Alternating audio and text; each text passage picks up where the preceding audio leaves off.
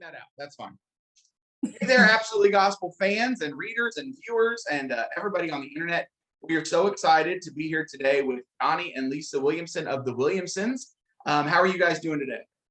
You're doing great, Chris. Thanks for this opportunity. We appreciate you, man. Yeah, absolutely. Now, you guys have a new record that just came out, and we're going to talk about that in a little bit.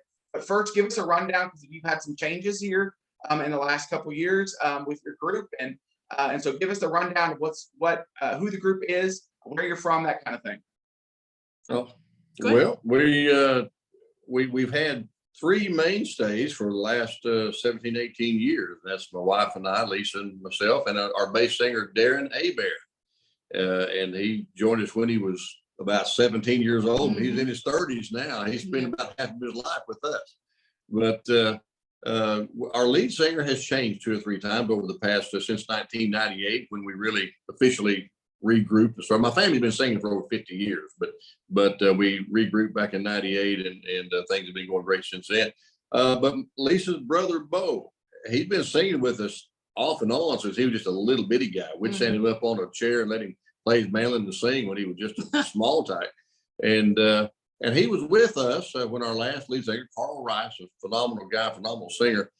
His mother fell in very ill health, and he had to move back to South Carolina where he was living and take care of his mom. And when he did, to be real honest, I contacted one person that was kind of a Carl-like singer, and but I really felt God would have us to take Bo on, and it's changed the sound of the group to a degree, a little smoother sound than we've had in the past, but Bo was doing a great job, and he's been our full-time lead singer for how long now? About 3 years. Yeah, about 3 years. 3 years. And now I knew it was. I knew it happened before COVID, but when all that happened, it's hard to remember when things happened, because it's been a blur. The last 2 years have been a blur. So now, also though, your daughter has also started singing with you guys a little more frequently, correct? Yes, she has. Sadie is 17 years old, and started singing when she was 2 or 3, of course. But as far as like being on the stage more and more, that started in 19, right before COVID. And anyway, since we didn't do much singing in 20, but she's kind of hopped back in there after all that was over and we got back on the road, and she's doing a great job. And Olivia sings one song a night if we're lucky, if we can talk her into it. But she is a part of the group as well. So great. So now you guys are based out of Oklahoma, correct? Yes, we are. Yeah, we live in Wetumpka, Oklahoma. Yeah, little bitty town.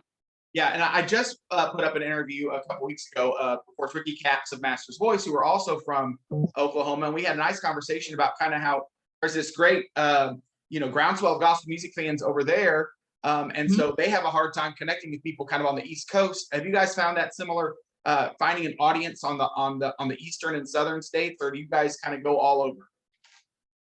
Well, we go all over, and to be real honest, our largest group of followers or fans, followers on Facebook are from Central Virginia. Yeah, for real. So we work that area sometimes a couple of times a year. We're leaving here in about 8 or 10 days for 2 or 3 dates in North Carolina, and so we work all over. To be real honest, with fuel like it is right now, we're looking to stay closer to home. There's a lot of places to sing within 300 miles of Wetumpka, Oklahoma. Yeah, for real. And but at the same time, we've got friends all over the country. We've not worked west very much. Now, Ricky works west a lot more than I do. Yeah. But we have worked east quite a bit. Good. All right. So you have the new album just came out a few months back. So tell us a little bit about the new album and what kind of it's a big album, 14 songs on it, and just tell us a little bit, break it down for us a little bit. Well, you're right, it's a little bit too big, but the problem, we started pre-COVID, and then COVID hit. Les Butler, our producer, got COVID real bad. We like a lost Les in 2020, and so everything got held up, and then we kept getting these great songs. Lisa kept writing great songs, and there was a good place to cut off, and so we ended up with 14 songs on it, but they're all great songs. And This is the first time that Sadie has been involved on a national recording, and she's singing on every song. Got her featured on the title cut above everything. Song my wife wrote for her, and so it's going to be fine. You know, a lot of groups are putting out extended play projects now, just having 6 or 8 songs on them. But we kind of threw the whole thing in this time. Yeah, well, and I noticed. I listen. You know, when stuff comes out at first, I give it a listen, and then if I have to interview somebody, I'll listen again. And so I was playing it this morning, trying to get re-familiar with the record, and I noticed on Above Everything, I was like, she sounds like Lisa. Like teenage Lisa, and so I think it's a great compliment for her, to her, obviously, because I've always said Lisa Williamson is one of Southern Gospel's great best kept secrets, right? And so between songwriting, and of course she's a phenomenal vocalist. So Lisa, tell us a little bit about songwriting for a little bit, and kind of some of the songs you wrote for this project. Well, I started writing when I was about 12, and nobody will ever hear the first song I ever wrote because it was horrible. But anyway, I learned quickly, how to put a song together, and God help me make it a little classier. But anyway, I wrote 5 songs on this new project. Above Everything was the one that Sadie sings, and then I wrote The King Eternal. That was the only song I wrote in 2020. I had nothing better to do.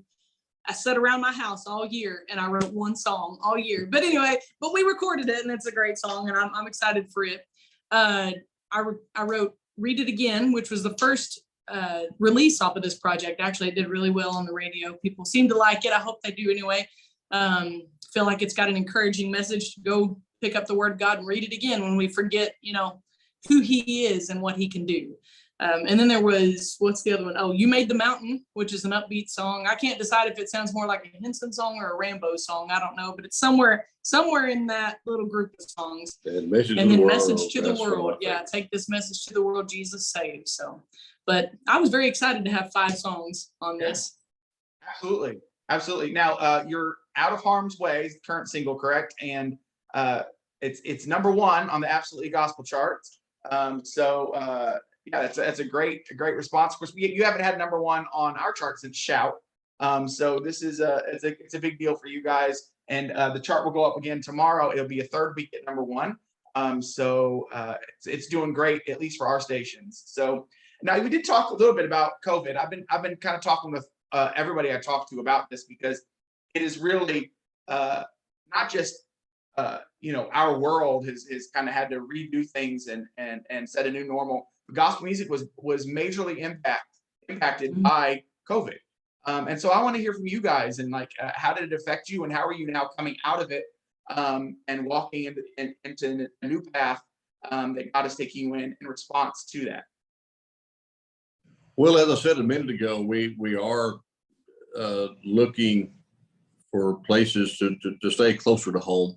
It's not that we're not going to book out. We are booked out long distance this year, and won't stop that completely. But in 2020, I had a local church call me here in our hometown and asked if I would preach for them. And I said I would. We weren't traveling much at the time. And I said, I'll preach for you through the summer.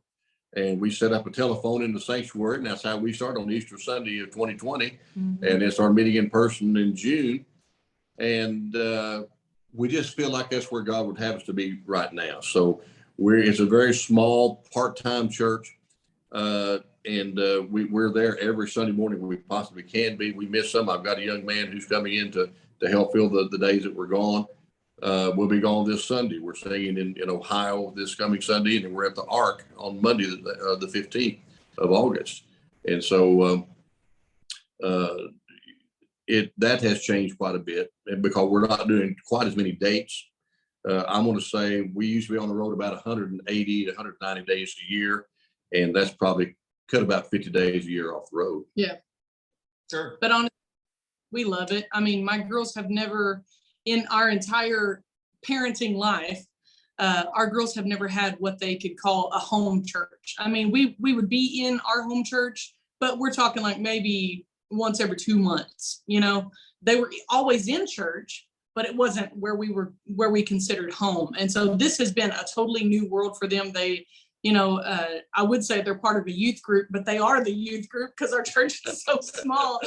Them and Darren's oldest boy, Patrick, they're in one Sunday school class, and Emma's in another one, his little girl. But they've enjoyed it. They've grown. I've seen spiritual growth there, and so I'm excited for that. I'm glad to see them have a home church for once in their little lives. So sure, yeah, and it's awesome to see how God kind of transforms you and moves you from one ministry or skill set into another.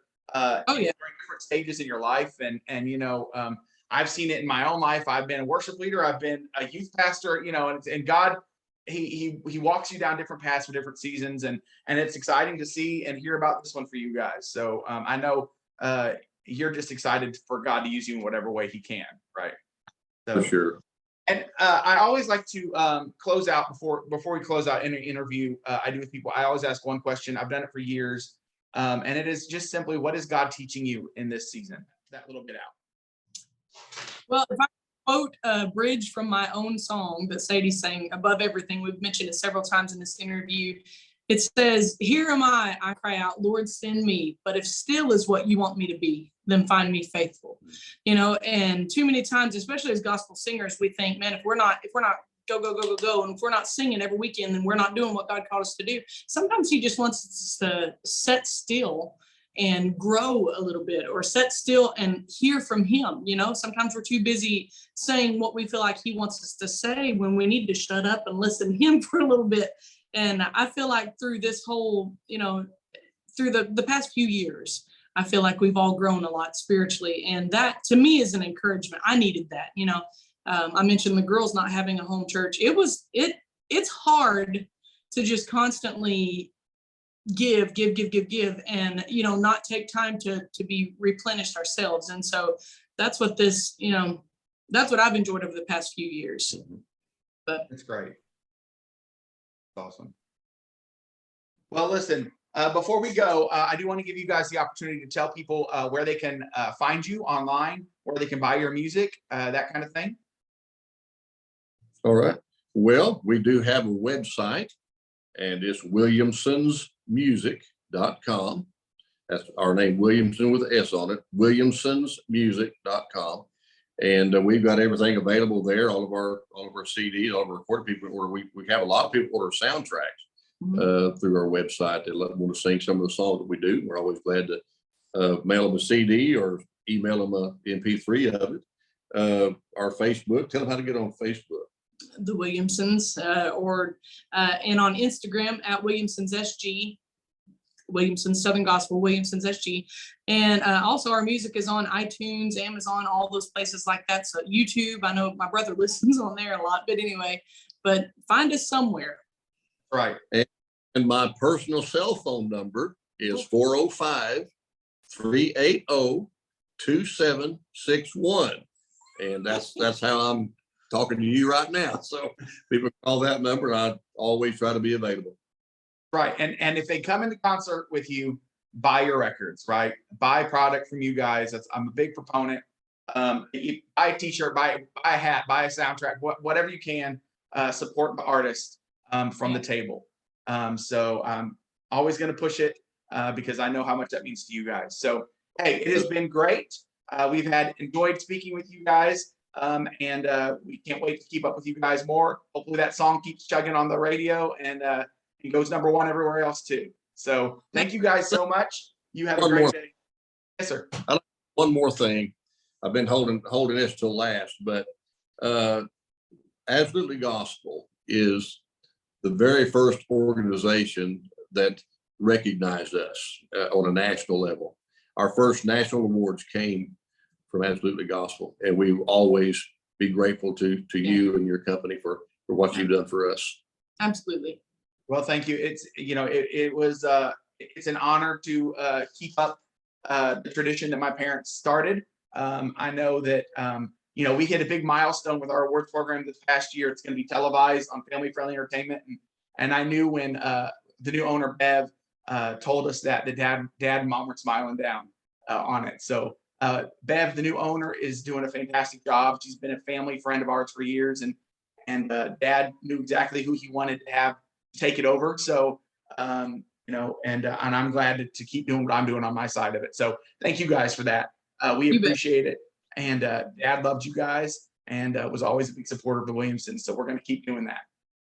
Thank you guys so much. Have a great day. And we will talk to you guys later. Thank you. Thanks. Bye.